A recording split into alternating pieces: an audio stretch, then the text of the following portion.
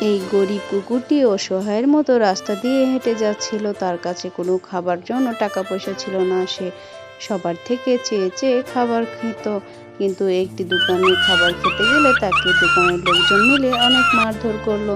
তারপর কুকুরটি অসহায়ের মতো বসে বসে কান্না করতে শুরু করলো। একদিন সেই কুকুরটি একটি চারা গাছ রোপণ করলো।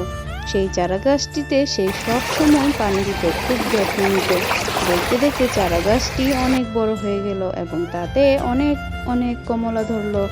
অনেকগুলো কমলা দেখে কুকুরটি খুব খুশি হয়ে গেল। তারপর কুকুরটি সব কমলাগুলোকে ছিঁড়ে এক জায়গায় জড়ো করতে লাগলো। সে বাজারে বিক্রি করার জন্য একটি ঝুড়িতে ভর্তি করে ফেললো। তারপর সে কমলাগুলোকে নিয়ে সে রাস্তা দিয়ে যাচ্ছিল।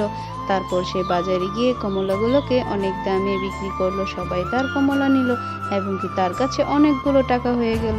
তবুও কুকুরটি মন খারাপ করে বসেছিল। কেননা তোমরা ভিডিও দেখো, কেউ লাইক সাবস্ক্রাইব করো না। প্লিজ তাড়াতাড়ি সাবস্ক্রাইব করে দাও, এখনই করে দাও।